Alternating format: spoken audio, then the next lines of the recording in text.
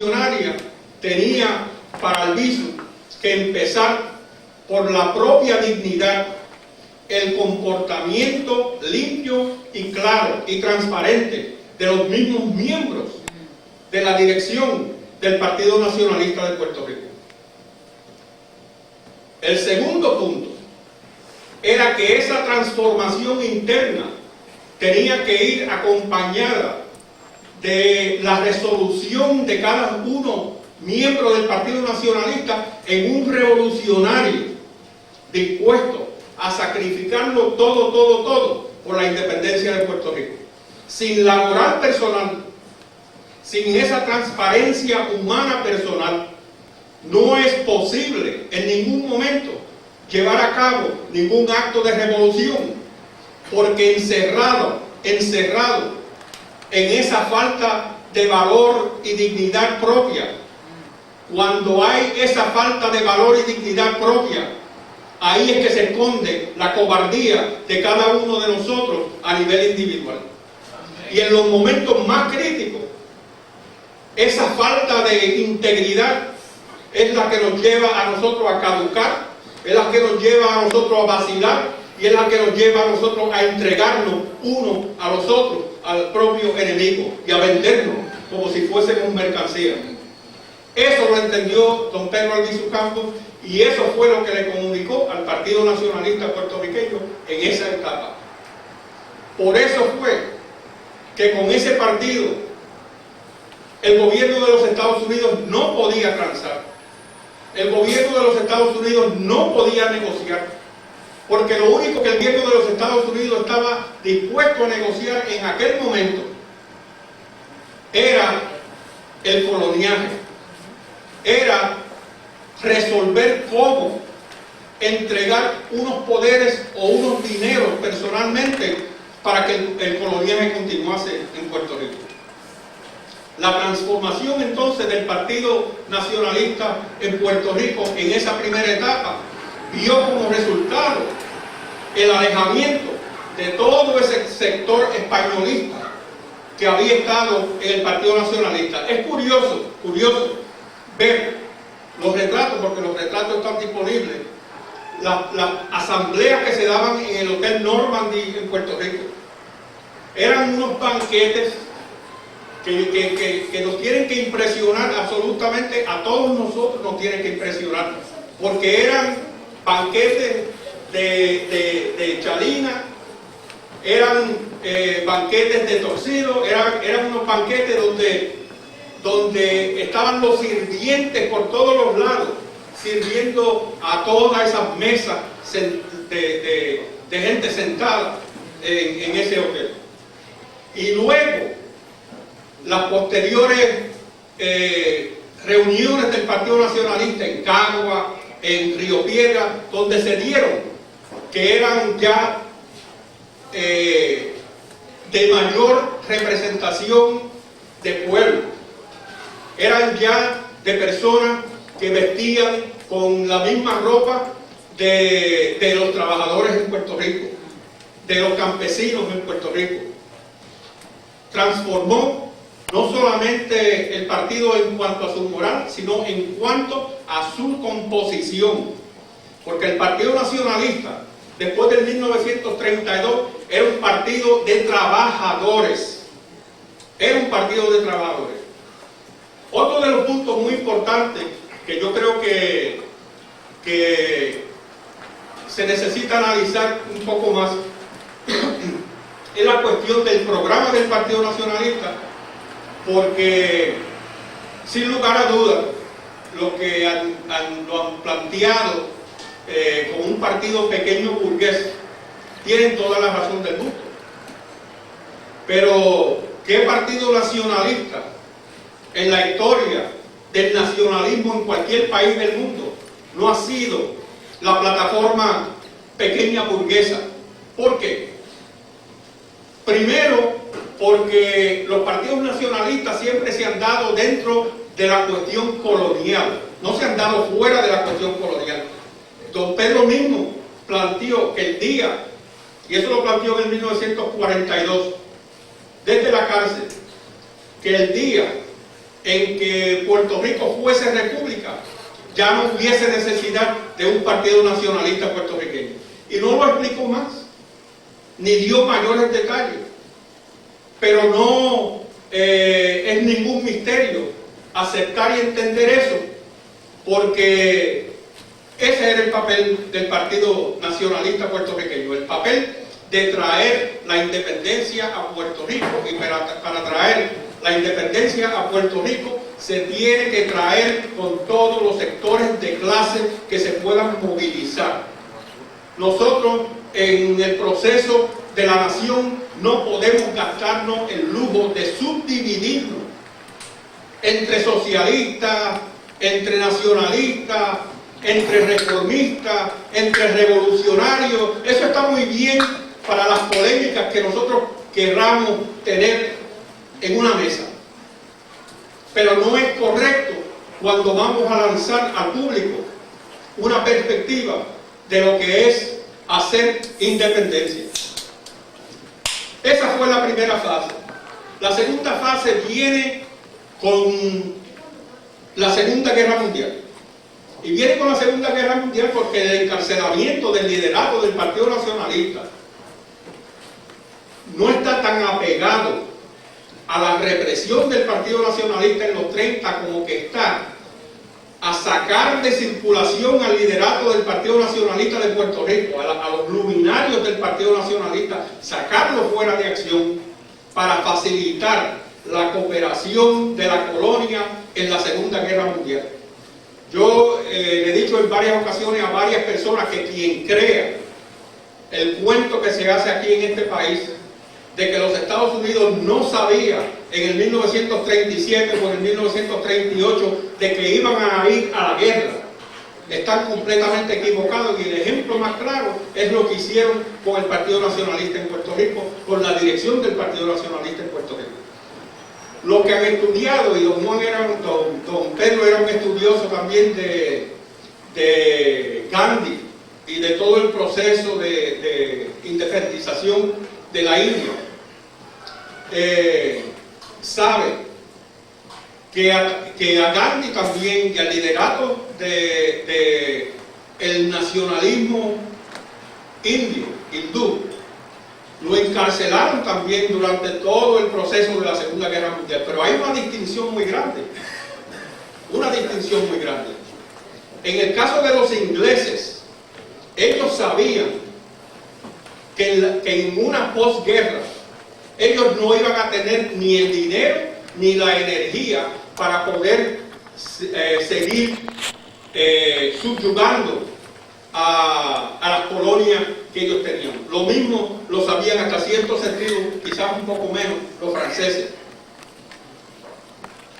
Y por eso fue que transaron con la proposición de permitir un campo abierto político para el nacionalismo hindú, para que se pudiese dar el proceso que eventualmente desemboca en la independencia de la India. En el caso de Puerto Rico es completamente lo opuesto.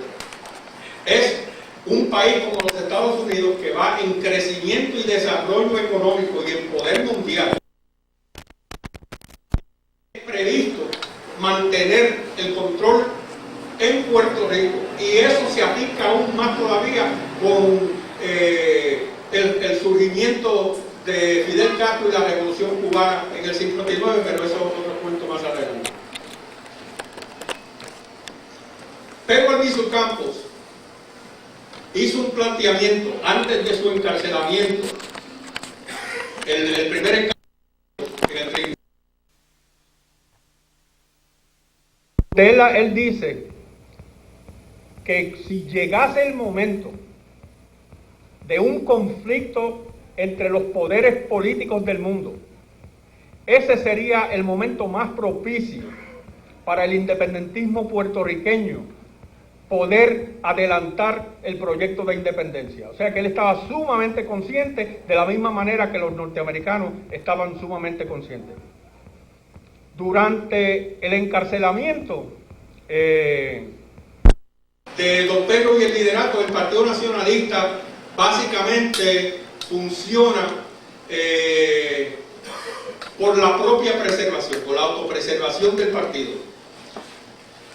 Y aunque Medina Ramírez y otros dirigentes son personas dignas, brillantes, muy inteligentes, no aportan, puedo decir, de ninguna manera fundamental a desarrollar la ideología o el programa del Partido Nacionalista.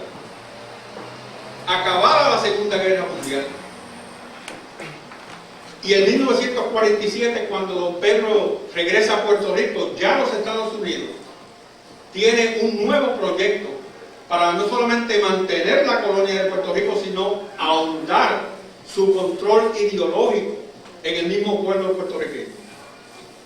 Y eso es lo siguiente: el proyecto de industrialización, arrancarle la base agraria al independentismo, transformar a Puerto Rico en una colonia industrial y sacar de Puerto Rico un sector de la clase trabajadora que no se puede absorber en la nueva economía industrial. Mi padre, que llega aquí en el 1949, es producto de ese empuje de puertorriqueños hacia afuera, puertorriqueños trabajadores hacia afuera de Puerto Rico. De la misma manera, más de 500.000 puertorriqueños terminan emigrando hacia los Estados Unidos. Y en Puerto Rico, si ustedes notan, una de las cosas que facilitó esa emigración lo fue el drástico rebajo en el costo del pasaje. Todo eso coincidió. Los pasajes entre, por ejemplo, Nueva York y San Juan eran altísimos hasta que llegó ese momento cuando de momento sufren un bajón extremo. Número uno. Y número dos, las campañas de propaganda dirigidas por el Partido Popular Democrático, creándole la sensación en la mente a los puertorriqueños de que aquí lo que había era un exceso de oportunidades y que aquí se podía hacer mucho mejor que lo que se estaba haciendo en Puerto Rico. Ese fue el empuje de sacar a los puertorriqueños, reducir el problema de desempleo y crear las bases para el desarrollo industrial. Por lo tanto, cuando don Pedro llega a Puerto Rico y comienza a ver ese proceso que comienza con el desarrollo del primer gobernador puertorriqueño, y se da de cuenta de lo que los Estados Unidos están maniobrando, es ahí que comienza la planificación de la revuelta del 30, que es la cual estamos conmemorando aquí hoy. O sea que hay una relación directa entre el fenómeno que se está dando en Puerto Rico en la transformación de la forma del colonialismo americano en Puerto Rico y la necesidad de un sacudón, que era lo que estaba proyectando Pedro Albizu Campos. Pedro Albizu Campos se dio de cuenta que se tenía que sacudir la conciencia del puertorriqueño, porque él consideraba que en ese momento la propia identidad nacional de Puerto Rico estaba en peligro. Y de la única manera que el pueblo puertorriqueño podía recuperar las ganas de ganar en esa lucha era si había algo dramático. Yo no sé si es cierto, no sé quién más aquí puede saberlo, pero en una conversación que yo tuve con una persona de la cual yo aprendí muchísimo, que fue don Juan Antonio Correger, y no he sido gran discípulo, pero definitivamente quisiera reclamarlo como mi maestro. Me dice que la persona que fue el dirigente militar de la gesta del 30 fue Tomás López de Victoria. Ahora, como digo, no sé, pero claro está, él sabe de esas cosas mucho más que yo, él sabía, y él siempre hacía hincapié sobre la figura de Tomás López de Victoria. Y un día yo le pregunto, ¿y por qué eso no se conoce más abiertamente en el pueblo puertorriqueño, en el movimiento independentista? Y él pues simplemente decía, yo no sé. Lo otro que no sé es si Tomás López de Victoria está enterrado en Brooklyn, donde él vivió hasta finales de su vida, o si está enterrado en Puerto Rico, porque si está enterrado en Nueva York, yo creo que eso debiera ser un lugar de atraernos a nosotros, a su tumba, todos los años. Si fue el genio militar del levantamiento del 30. Lo otro es sobre la cuestión de la insurrección. ¿Por qué la insurrección? El modelo de insurrección que nosotros por lo general sabemos, porque también don Pedro estaba muy vinculado al movimiento independentista irlandés, ese modelo de insurrección se trató en Irlanda. Hay una película bien interesante que comienza por ahí, que creo que se llama Collins, que es sobre uno de los líderes revolucionarios irlandeses, y comienza por la insurrección, la toma de edificios, el establecimiento de trincheras en edificios públicos como el Departamento de Salud, el Departamento de Estado, etcétera, etcétera, etcétera. Y en Irlanda eso no funcionó.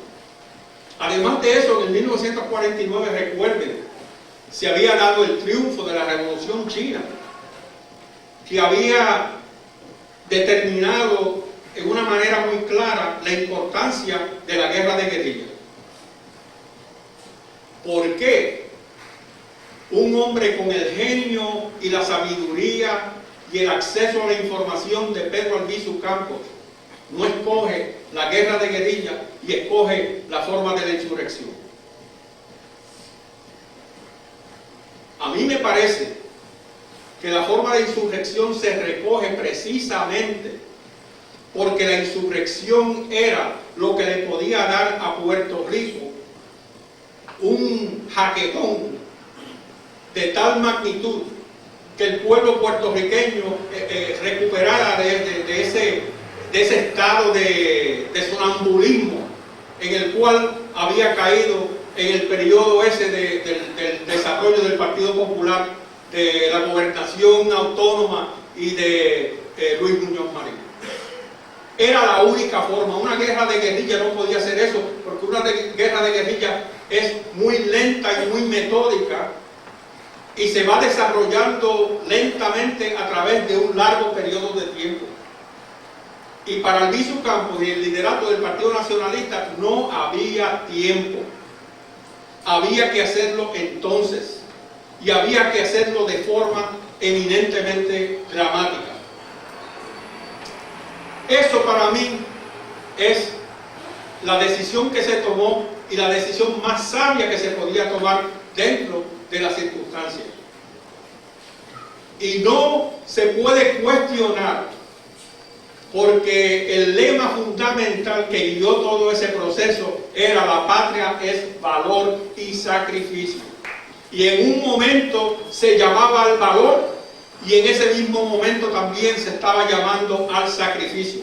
Si hoy estamos aquí, si hoy en el año 2003 hay puertorriqueños que están reclamando sus derechos en Vieques, o en la isla, o aquí en los Estados Unidos, si hemos podido hacer algún tipo de progreso personal en nuestras vidas, si podemos decir que nosotros nos levantamos en cualquier lugar del mundo y afirmamos lo que somos sin bochorno ninguno, el 30 de octubre es lo que ha permitido todo eso. Sin el 30 de octubre, sin la revuelta del 1950, aquí no hay ni estudios puertorriqueños, aquí no hay ni partido socialista, aquí no hay ni partidos independentistas puertorriqueños, aquí no habría absolutamente nada. Porque como don Pedro señaló, el propósito fundamental del desarrollo del Estado Libre Asociado en Puerto Rico era la disolución del pueblo puertorriqueño. Y ese proyecto, con el ñe de la presente gobernadora de Puerto Rico, ese proyecto todavía está en pie. Y está en pie porque en Puerto Rico, y sin prejuicios de ninguna clase, hay más de 500,000 extranjeros muchos, por lo menos 250,000 de los cuales pueden votar y los cuales van a votar a favor de la anexión de Puerto Rico. En Puerto Rico se está dando la disolución de la familia, uno de los valores más preciados para nosotros, porque es lo que nos permite a nosotros la movilización de un grupo de personas sobre la cual tenemos entera confianza para poder lograr lo que nosotros podamos lograr en la sociedad. Ustedes saben que es bien difícil en las plazas de Puerto Rico ya poder reunirse por la simple razón de que la gente vive en miedo. Miedo por parte de unos puertorriqueños, de otros puertorriqueños. Y la sociedad es tal que el propio independentismo vive dentro de rejas, encerrado en rejas, la casa entera encerrada en rejas para protegerse de los puertorriqueños que están allá afuera. Y esos son independentistas. El Partido Nacionalista tuvo vigencia y tiene vigencia. Y en estos momentos de crisis, y lo digo y no soy nacionalista en el sentido partidista, en este momento de crisis más se necesita el Partido Nacionalista que en ningún otro momento en los últimos 30 o 40 años. Pero tiene que ser un partido nacionalista que sepa valorizar lo que ha sido su historia y sepa desarrollar una nueva visión de lo que es organizar al pueblo puertorriqueño para hacer su independencia. Mire, yo en Puerto Rico he estado en reuniones de capitalistas puertorriqueños. Sí, los hay. Hay puertorriqueños que tienen más de $1 billón y que están buscando por todos los lados en cómo invertir ese dinero. Yo estuve en una reunión que simplemente me encontré por una casualidad, porque fui a visitar a un compañero que de momento salía para esa reunión y me dijo, vente, y seguimos hablando. Y de momento me encuentro en esa reunión que habían como 150 ricos puertorriqueños. Pero no solamente ricos puertorriqueños así, sino ricos puertorriqueños independentistas, reunidos en San Juan, buscando en qué invertir. Y lo único que se le ocurre desde el punto de vista partidista es apoyar al Partido Independentista Puertorriqueño, que no va para ningún sitio. No va para ningún sitio. Está desacreditado y está terminado, no va para ningún sitio. Y tienen que tener opción otra, de dónde es que pueden invertir. Y de la única manera de invertir dinero en una lucha es si ven esa lucha floreciendo. Nadie le va a dar un peso a ningún independentista si no ve que hay una lucha de pie. Así que piensen en eso. Piensen en el hecho de que en Puerto Rico no le tenemos miedo a la violencia. ¿Quién dice eso? Si nos estamos matando uno a los otros casi todos los días. Nadie, ningún puertorriqueño le tiene miedo a la violencia. Nadie, nunca ha existido eso. Quien le tiene miedo a la violencia son los pitiyanquis esos en Puerto Rico que han estado siempre con el gobierno norteamericano. Eso le tiene miedo a la violencia.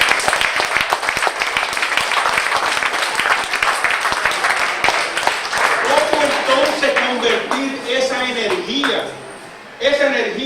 y esa audacia y esas ganas que tiene ese pueblo en un movimiento revolucionario que verdaderamente apunte en la dirección donde tiene que apuntar, porque nos estamos apuntando uno a los otros y eso no va para ningún sitio. Lo estamos suicidando literalmente. Que sepan apuntar.